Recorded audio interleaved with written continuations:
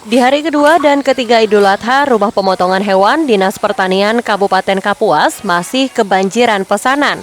Rabu pagi hingga siang melayani pemotongan 15 ekor sapi dan Kamis pagi ada 2 ekor sapi.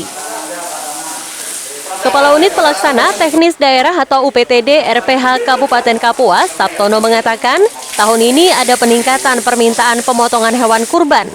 Tahun yang lalu hanya melayani pemotongan 35 ekor sapi, sedangkan tahun ini bertambah menjadi 40 ekor sapi. Hari pertama kemarin kita ada memotong 23 ekor, terus hari kedua ini ada 15 ekor. Nah, nanti hari ketiga itu ada 2 ekor.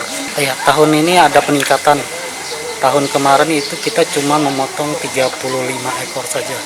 Syarat-syaratnya ya kita menerima sapi yang sehat pertama itu, terus sapinya juga ada surat-surat yang sesuai dengan yang diperiksa oleh kesehatan dari dokter hewan kita sendiri, itu sudah memenuhi syarat, jadi siap untuk dipotong. Sementara itu, Dr. Hewan Santoso, petugas dari Dinas Pertanian Kabupaten Kapuas mengatakan, untuk memastikan hewan kurban yang akan dipotong dalam keadaan sehat dan dagingnya layak untuk dikonsumsi, pihaknya melakukan 2 tahapan pemeriksaan. Jadi untuk sapi-sapi yang dipotong di RPH, kami selaku dokter hewan veteriner melakukan pemeriksaan sebanyak 2 tahap, yaitu pemeriksaan antemortem atau pemeriksaan sapi sebelum disembelih, di mana harus memenuhi syarat. Yang pertama adalah sehat, kemudian cukup umur, tidak kurus, dan diusahakan adalah berkelamin jantan, karena sesuai dengan peraturan pemerintah, sapi betina dianjurkan tidak boleh disembelih.